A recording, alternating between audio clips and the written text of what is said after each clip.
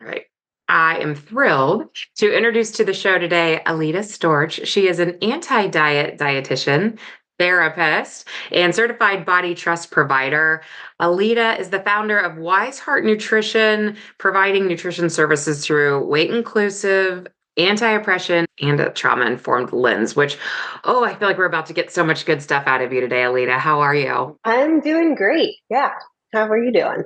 Yeah, I am good. I should have asked you this before we jumped on. Where do I get you from today? Like what time zone are you Yeah. in? I'm in Bellingham, Washington. So it's early. It's 8 a.m. It's summer. And so sun comes up at 4. I'm feeling awake. Oh my goodness. I'm in Ohio, Yeah. so it's 11 o'clock here. Oh, So I had a okay. little jump start on you with my coffee and Got ease in it. time. Yes. Thank you for Yeah. waking up with us this morning. Yeah. Yeah. I'm excited to be here. Yes, I think it's so interesting that you have this wonderful pairing of dietitian and therapist. And I'm just kind of curious because honestly, I wish that was my pairing. Like you kind of knew right out of school that you wanted this pairing, or how did it fall into your lap? Yeah, that's a great question. In undergrad, I knew that I wanted to study psychology, and so that was my undergrad. And I knew that I wanted to be a therapist. And then I started to understand a lot more about eating disorders. I struggled with my own eating disorder in undergrad and got a lot of support from a wonderful dietitian therapist team. And then I got really interested in nutrition and how to support clients, like both from the nutrition lens and the therapy lens. And so then I got this wild idea that I wanted to be both. And there was a program in Washington that offered that. So that was kind of how I landed in it, was really wanting to work with eating disorders and disordered eating. Yes. Is this so weird if I say I'm so proud of you? Because I know I how hard appreciate that that. is Yes, to do yes. that. I retrospectively am very proud of myself as well. Yes. Yes. Ah, so good. Yeah. And you use this phrase a lot. And, if anyone comes to visit any of your sites, but you talk about nourishing brain and body, brain and Mhm. body. And we're in the middle of this ADHD series right now. So we'll hit all of that in a second too. But can you just summarize what that means when you talk to a client and you're telling them you want to nourish their brain and their body? Kind of what's that conversation look like? I think like so much in intuitive eating, health at every size, and just dietitian world, we talk a lot about nourishing our bodies. And that is such an important piece of it. But something that I saw a lot in my work with eating disorders and higher level of care was just the impact that undernourishment, poor nourishment has on our ability to focus, to concentrate, emotional regulation, all of these things that actually show up a lot in ADHD and neurodivergence, which is kind of what led me to that. And so yeah, it was like it's just as important to nourish your brain as it is your body. And we're just not talking about that as much. Yeah, yes. And I think it's so interesting because most individuals definitely want to hit the body piece first. I think our Mhm. society programs us to think, what fitness program do I need? What what diet should I be on? Where would you actually say we have it flip-flopped? Like everyone really should be working on the brain piece first and then adding in, or Yeah. what are your I mean, thoughts around all that? yeah, I guess I would say somewhat simultaneous, because when we are nourishing our body, we are nourishing our brain and vice versa. And so it's sort of this like parallel process that really happens, but it's more that we're not thinking about, right? Like when we're on a diet or a long-term restriction, our brain is being severely impacted. And in the eating disorder world, we're talking a lot about the actual body effects and the damage that happens to our body. But we're not again talking about, right, like all the impacts that happen cognitively. So it's definitely a parallel process versus maybe like one after the other, if that makes sense. No, thank you for saying that. Yeah. Yeah.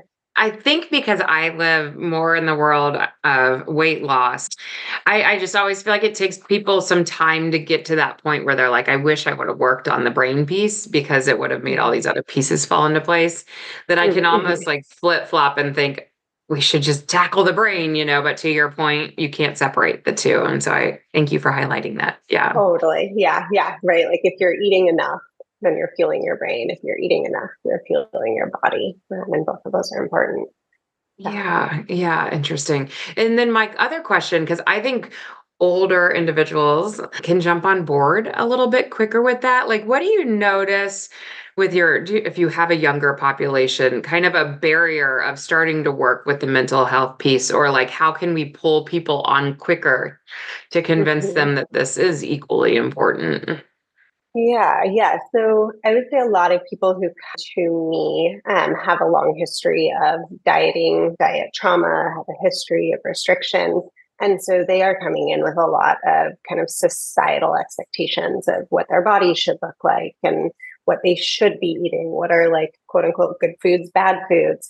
And so that gets really wrapped up in like kind of what their bodies look like. And so we have to do a lot of work around, right? Like there's going to be some grief and letting go of those expectations and challenging and pushing back. And for clients who maybe show up in fat bodies, right, they are experiencing a lot of fat phobia and weight stigma. And so, if they're maybe going to a doctor and saying, like, oh, I'm struggling with depression, I'm struggling with anxiety, they might get told, oh, well, that's because you need to lose weight. That's the underlying problem. So again, they're just getting this message that their body is the problem.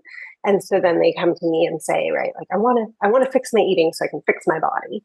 And so that's when I like to talk to people about, well, what if we can like maybe put weight loss or body on the back burner, and body image, right? Body image is one of the hardest pieces and it tends to come last. It is obviously wrapped up in the whole process. What if we could do that and then really focus on, right, like what's going to make you feel better, both like emotionally and physically, right? Like, again, that eating enough, doing more, getting more variety, that sort of stuff.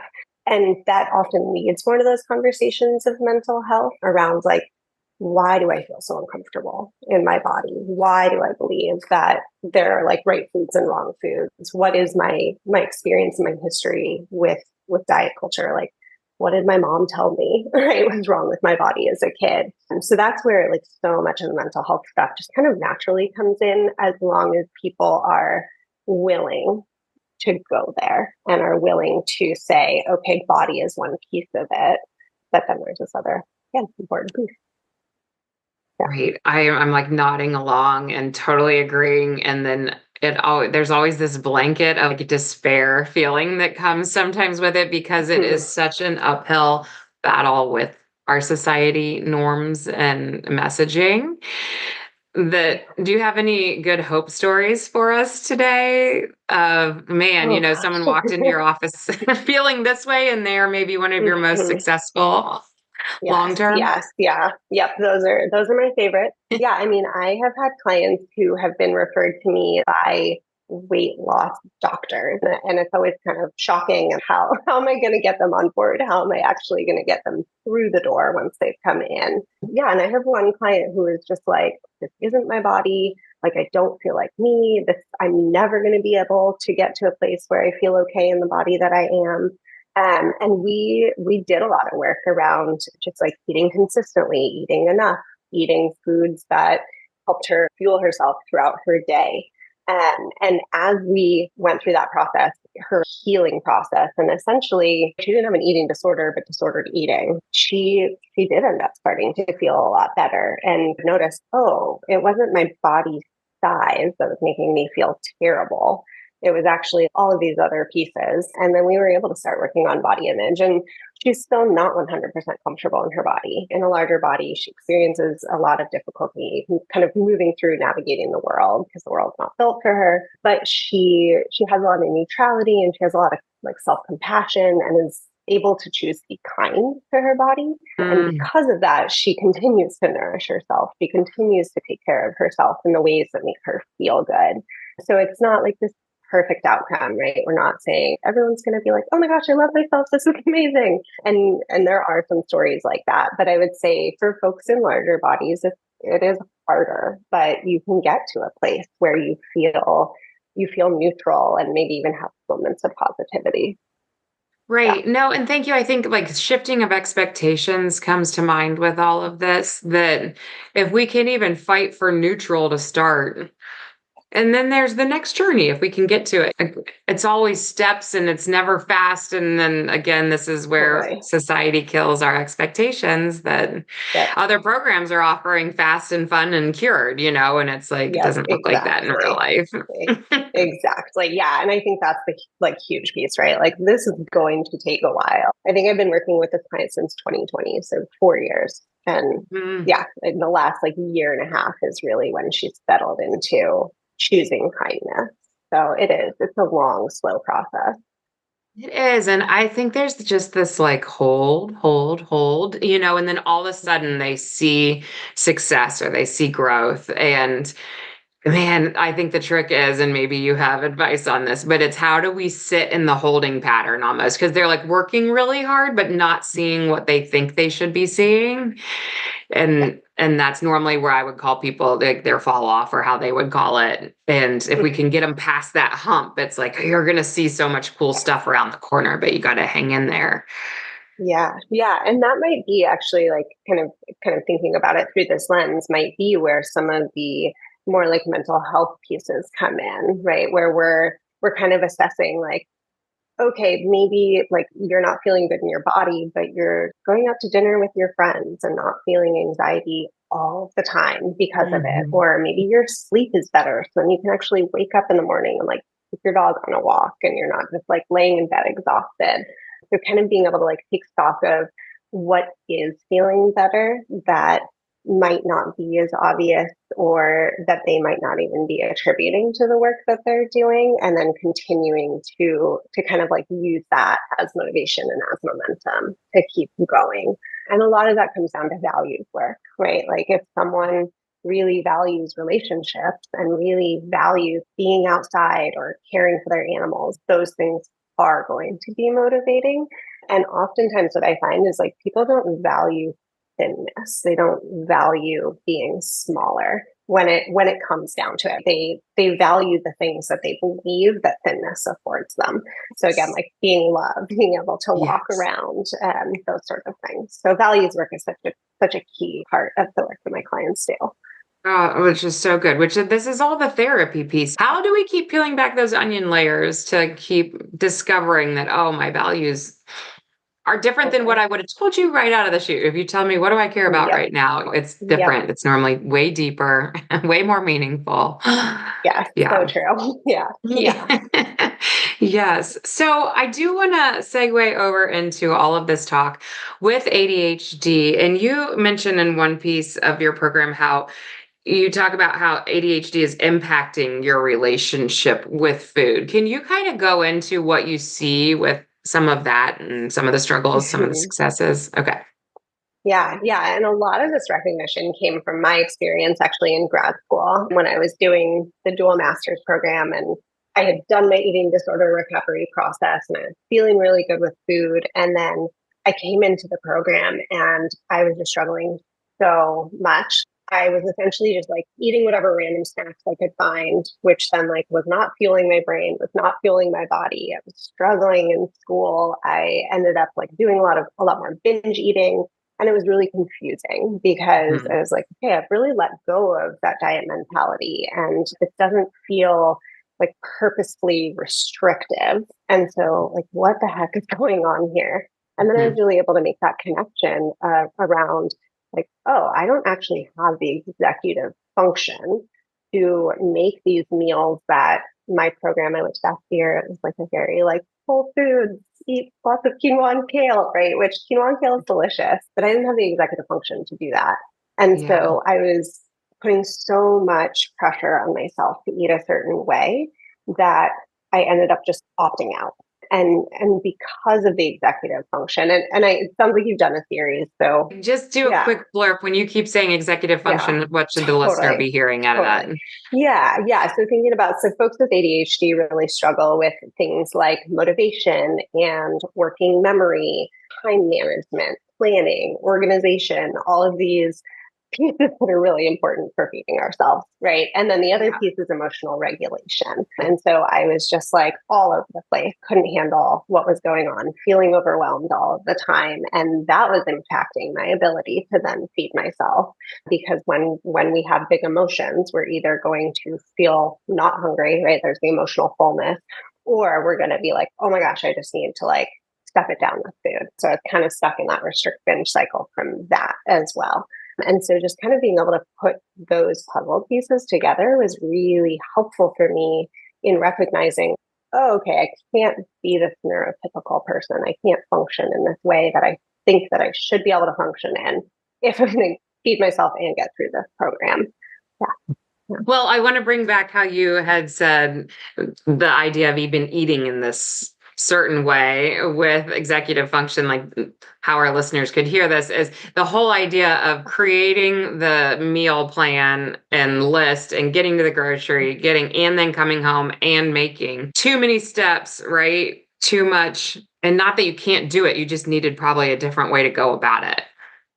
Totally. Yeah. Yeah. I saw so many, it was a predominantly female cohort, but I saw so many women in the program showing up with like these cute little jars of like oatmeal that they had made that morning with like all of these like fun little additions in. And they'd have their beautiful glass Tupperware of salad with grains and fresh veggies. And then they had like this extravagant dinner plan. And I was like, oh, like that's what you're supposed to do as a person who feeds themselves well and as a dietitian. Right. And I was like, what the heck? Like, I might be able to make one meal a day, maybe, but it has to be the same thing every day. And I can't think about it. And so, yeah, it was sort of, again, this expectation, like almost this like Pinterest style of eating, right?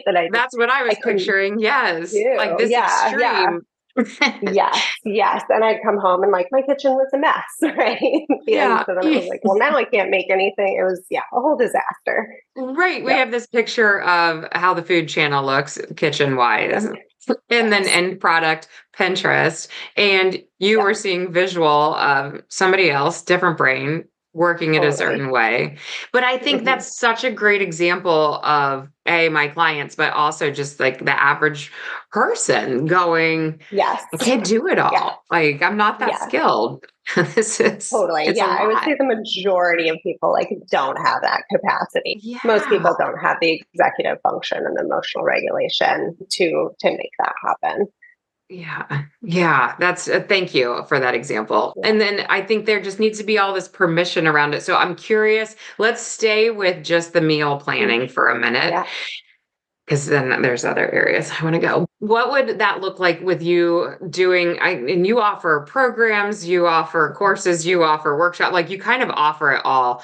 I guess I should ask you this first. What's your favorite way to teach? Do you feel like you need to be in person with people? Yeah, I miss in-person work, and I didn't really have a chance to do group work in person around ADHD, just with like the pandemic and everything. One of my favorite ways to teach is through coaching, something we offer in my group program, because I don't necessarily know exactly what people are struggling with, right? Like I have an idea, I have all this understanding of ADHD, but like in a coaching call last week, one of the members was like, I don't know what to do about my freezer. It's driving me crazy.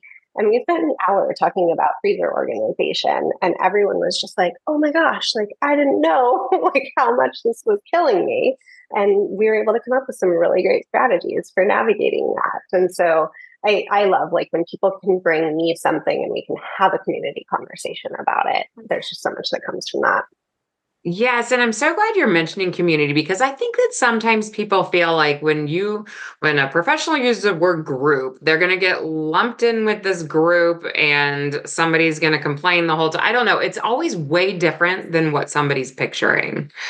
Totally. Yes. Yeah. Yeah. I feel like we've built such a cool community. And I think because it is a lot of ADHDers who are kind of struggling with the same things and have the same approach, it's worked out so well. Right. So stay open-minded, right? For Yep. the Yep. person going, Exactly. Try it out. group. Mm-hmm, mm-hmm. Yeah. Yes. So I will give you my specific example because I have a client with ADHD who keeps going, I keep spending too much at the grocery store. It's stressing me out. I kind of buy my staples and then I still walk out with too much. I'm grabbing things that aren't on my list. Do you feel like this is kind of a common conversation? Oh my gosh, yes. With every client, every member. Absolutely. And a lot of that is the impulsivity. So ADHD, or part of executive function, is impulse control. So if you go to a grocery store, it's like shiny object, shiny object. I'm going to get all these things. I had a list. I totally forgot I had a list. I forgot to put things on the list, right? And so that can be a really hard process. One thing that a lot of people do find helpful is shopping online. I personally like to go to the grocery store. I'm tactile. I like to pick my things. And so I usually tell myself okay, I can get 2 or 3 things that aren't on my list. And if I see something else that I really want, I'll just add it to my list for next time. And if I still want it next time, great, I can get it. But that way I'm not, right? Because I'm going to want everything all the time. There isn't a time when I'm not going to want all of those things. And so kind of giving myself a period of time to sit with it can kind of take away that dopamine rush. And then it's oh, I'm not actually ever going to eat that thing. It just seemed like a really good idea last time I was at the store. So that if you are someone who likes to go to the store, you don't have online shopping. That's kind of the tactic I use. I love that tip. I feel like that transfers over into so much, right? That delay tactic. And it's Yes. non-deprivational because you're still allowing yourself to have it next time you go back. Okay. Yep. Yeah, Yep. And add it to the list because otherwise you will forget. Right? Yes. Yes. Yes. And so Right. that kind of creates safety. I'm not just going to forget this thing exists because I have it written down. Yeah. Yeah, because that's a fear, right? Let's bring that up for a second. There's this fear of I don't address it now, I don't talk about it now, I don't buy it now. Gone. It's off the brain. So Yep. yeah, how does that transfer over into other food, nutrition, fitness type talks too? Yeah. Yeah. The now or never is huge. So that can show up with grocery shopping. It can show up with meal planning where it leads to a lot of overwhelm. Well, there's these 50 recipes that I want to make. And so how do I even choose what I'm going to want to make? Because if I don't do it, I'm never going to do it. And a lot of that is just organization and planning. And that's a skill that's really tough. I do a lot of that in session with my clients. Great, let's organize these 50 recipes, right, in a way that's going to make sense and that is going to feel actually doable for you. So you're not just buying all the things at once. So that, I don't know if I answered your question. Yeah, it did. And I'm trying not to interrupt you because I have a question with it. Do you then find that organizing together in the session is really important? Because sometimes I feel like I'm setting someone up for failure to talk about it. Right. And not do it together, but then you don't want to feel like you're wasting time together if they could do it on their own type of thing. Yes, your thoughts? Yes. Yeah. Yeah. I went through so much of that, especially working with ADHDers, where I was like, how is it helpful for me to help them make a grocery list? But then when I didn't, I would have clients be like, oh yeah, I totally forgot to make a grocery list last time after we talked. I didn't even remember what we talked about. And so it's not wasting their time in that way, right? That is the piece that they're struggling with. ADHDers know what to do. It's just a matter of how do I actually make this happen? How do I do the thing that I know how to do? Yeah. Which is such a different approach than with my clients who maybe are neurotypical or have higher executive function skills. Yeah. Okay. So that's really interesting. I was listening to a podcast once and it was a ADHD community. They carved out an hour a week where all their members jumped on and they came with their most boring task, like whether that was to do bills or to do a meal plan. And they didn't even do it together. They just had an hour carved out in their week. And I was like, well, that's interesting to do it even as a group activity. Yeah, we offer that in our membership. We do every other week. Probably add some more in the coming months, just because people do find it really helpful. And so oftentimes it's even just I need to eat dinner and I'm not going to do it unless I'm showing up and I'm committed and I'm telling my community that that's what I'm doing. So body doubling is essentially what that would be called. And it's incredibly helpful and it can be helpful one-on-one with clients too, right? It has so much value. Yes. So, and I think that this is just good for our listeners to hear. Again, ADHD or not, like if you find you're not doing something after you leave a call, that sometimes that's the beauty of coaching in itself is just we accomplish things that might not have Mhm. gotten done, you know? So, Exactly. Exactly. Yeah. And like there is so much value in making that happen. and are you seeing a slight mind shift with that type of, I feel like I still have people with that barrier going, can't believe I'm paying somebody to come walk with me today, or I can't believe Mhm. I'm paying somebody. Like I'm a trainer and I still hire personal trainers because I love the show up Totally. factor. Like somebody else Exactly. walk me through it. I'll come because you're on my calendar. Right. Yes. Yeah. I would say Yeah. at first people are like, I should be able to do this by myself, right? Like normal humans, adults do these things all the time. And so just kind of like, again, shifting those expectations, addressing that mindset, that neuronormative mindset of like what we should be able to do, and talking about the importance of accountability, how it is really helpful. ADHDers show up for other people before they show up for themselves, unfortunately, right? Mhm. But being able to use that as a strength can be really helpful. And so, oftentimes, a few times after doing it, people are like, oh, I actually did get that thing done that I have been avoiding for 6 months, and it just took an hour. And Right. that can provide a lot of dopamine and a lot of excitement. And you do keep mentioning dopamine, and I've heard Mm-hmm. ADHD seeks dopamine hits throughout the Mm-hmm. day. So you're agreeing with that? Absolutely. One thing that we understand about ADHD, we don't like fully understand the mechanisms behind it, but ADHDers tend to have less dopamine, which is the chemical in our brain that provides concentration and focus and motivation, kind of like a happy chemical as well, along with serotonin. So we have less of that and we have less of the transporters that move it to the reward cycle in our brain. And so then we actually need more stimulation to feel reward, which I think be kind of hard for people to wrap their brains around that like not only are we always seeking the reward, we need more of that action in order to feel the reward. No, that was beautifully explained. Thank you. That's good. Yeah. And before I leave this train of thought, you had mentioned this whole idea of normal people show up and do it every day. Why can't I? Can you kind of walk us through what are the dangers of that type of a sentence even floating through our mind?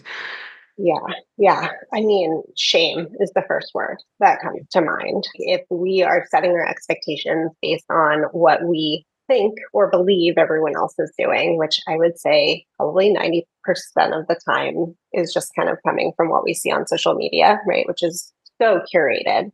Like most people don't actually function that way, but we believe that they do. And so we set up these expectations. We think we should do something, we don't, and then it's sort of this like moral failing, right, or personal failing of like there's something wrong with me and I'm a problem and I can't fix it, right? And so then I'm broken, and then there's guilt and shame and frustration and discouragement, and then if you're feeling shame, you're not going to be excited to try something again, to like show up with persistence and be like, great, that didn't work, let's do something different next time. Yeah, so there's not a lot of joy that comes from that. Right. And you just did a great job of leading us down this path. The second that sentence came out, I mean, shame's a terrible feeling, right? It's that I did it to Right. myself. I can't believe I can't do this. When the Mhm. reality is, if somebody else was looking at us, they'd be like, stop, what are you talking about? Like, just do it Yeah. different. Right. You're so Right. Yeah. Like skillful in this other area. Just do it different. It's fine. totally, totally. You have 4 kids and 2 pets and a job, and right. Yes. Yeah. Yeah. Yes. Yeah. That it Yeah. can really go that direction too. Yes, thank Yeah. you. Oh, Absolutely. I just Yeah. feel bad that I think we all, comparison's the thief of joy, we all compare, but there Yep. is this. And again, tell me with ADHD, because I've heard this out of my clients, like that shame thing comes in quick and fast. And because of Mhm. upbringing or because of feeling those failures earlier on, just describe that to the listener going, why is Yes. there more shame or why is there more of those feelings? Yes. Yeah. So there's actually research that shows that ADHDers report feeling more shame. So like you kind of nailed it, right? There's almost this trauma history of maybe being told by our parents, like, well, why can't you clean your room? Right? Like, you should be able to do this. I don't understand what's wrong with you. Or you shouldn't be such a picky eater, right? You're acting like a child. And so then that gets really, really internalized. And so then anytime there's this experience of like maybe not living up to an expectation or not being able to do something, then shame just gets activated so quickly. We don't even go through all of the steps to get to shame. That is just sort of the automatic reaction. And a lot of that comes from this idea that shame is motivating. If someone is made to feel shameful, they're gonna do the thing. And so then our body is just kind of responding in that same way. Again, more onion Yeah. layers. Yeah. And ADHD, there's research that shows that we feel less self-compassion. So that's going to make it then harder to get out of the shame. And so much of my work, personally with clients, with members, is around, right? Like, how do we take our experience, acknowledge it, sit in the stuff, and then be kind to ourselves and move forward? People often see self-compassion as giving up or being like, oh, you're allowed to do whatever you want, right? It doesn't matter. But really it's again, like sitting with those hard emotions and being like, yeah, that's a bummer that I didn't do that thing, or that's feeling hard. And like, I'm not a bad person. I'm not broken. So now what? Like, what are my next steps? Right. Which is a lot to take on, the whole learning to sit with emotions, the whole learning that this is okay, even though somebody else might give me a hard time for saying I do something different. As a 40-year-old, 50-year-old, 60-year-old, because I think the cool part about all of this research and knowledge really coming to the surface, because I'm seeing so much more of it on my end too, is that now we do have that other generation going, I was never taught any of this, and I'm lining up 100% with everything that Aleta's saying, that if I would have had a you in my corner, then I could have been so much more successful in life type of thinking. Totally. Yep. Yep. Yeah. So it's definitely a thank you for doing what you do. Yeah. And really, Yeah. it's awesome. That's what else I did want to say kind of while we're recording, because we had talked about it off mic, but there's this whole idea that we can now feel understood because social media has its pluses, right? And I think this is a plus, a huge plus of seeing other people being able to put into words or show videos or label exactly the emotions that are going through our own head. But then it's the what do I do about it? And can you kind of walk our listeners through really what you offer and what's out in the world at this moment? Yeah. And I would say, right, that feeling understood, feeling seen, recognizing, oh, there are other people that have the same experience. That's weird. But that is kind of step one. And then step two is, okay, now what do I do about it? And what I've really seen is like working with someone, either individually or in a group or joining a community, because everyone has a different way of showing up. Everyone has a different way of doing things. And so what Mary might do might be really helpful for John or whoever, right? And it might not be that like I have the right answer as a professional, as an expert. And so that's where I see community as such an important piece of this work, because we can give each other those ideas, those skills. The freezer conversation is such a good example. Like I was like, oh, like my freezer, it's not a model freezer. I'm a little embarrassed about it. But I had like one piece of my freezer that one of the members was like, oh my gosh, I never thought about it that way. I'm going to go do that right now. And then other people had ideas. And so I think that collaboration, you're not going to heal by just watching Instagram posts and just hearing, oh, this is what's happening. There's the logistics piece that's so important. Thank you. I like chunking this into phases. So phase one is that recognition. Phase two, finding, I'm going to say the finding of the coach, the professional who nourishes your brain, doesn't try to change your brain, just rolls with what we're working with. And then I love that you're really highlighting the community piece, because I'm agreeing. I think if we don't have that phase three, third component, then we would need a heck of a lot of professionals working with us, which can get really expensive. Because your point, one person's not going to be able to cover all this land because we need new ideas. Yeah. Yeah. Totally. Yeah. Yeah. Like I can teach skills, but for each individual, those are going to look so different. Yeah.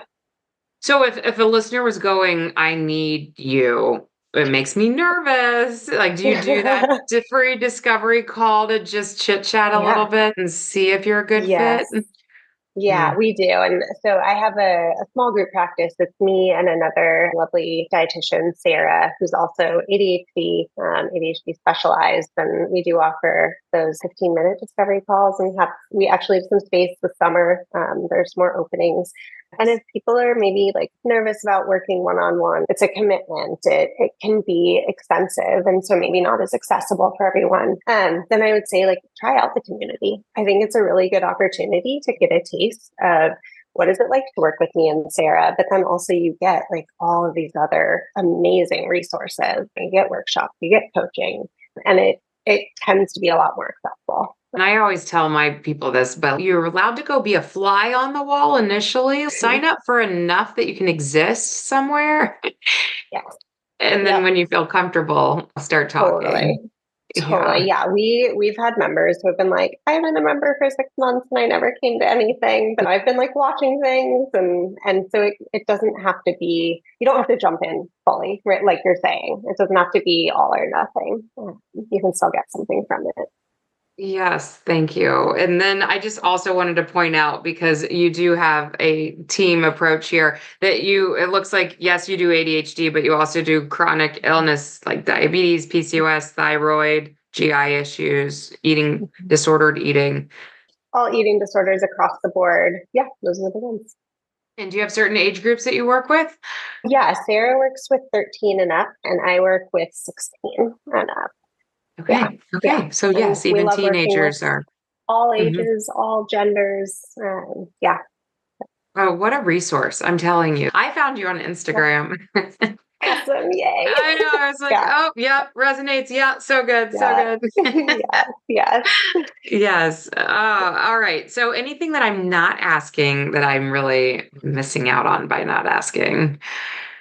I don't think so. I mean, you mentioned eating disorders, and I think there's like so much crossover. So we work a lot with ADHDers who have eating disorders and have disordered eating. That's a huge part of our work. So for those people, come find us. We're here. It's a whole new Yeah. specialty. Yep. Yep. Wow. Wow. Totally. I Yeah. will also say I love to ask my interviewed guests, like, if you were to wrap your arms around our community, what's like that one thing that you hope and pray, if they heard nothing else out of you, what they did here today? Mm. I would say like being kind to yourself. You don't have to love what you're doing. You don't have to love where you're at in your life in order to be kind to your brain and be kind to your body. And that by doing those things, you will move more in that direction of feeling better about in your brain and your body. So good. Yes. All right. We got to end on that. That's Yeah. perfect. Thank you. Perfect. Yeah. Thank you so much. This was awesome.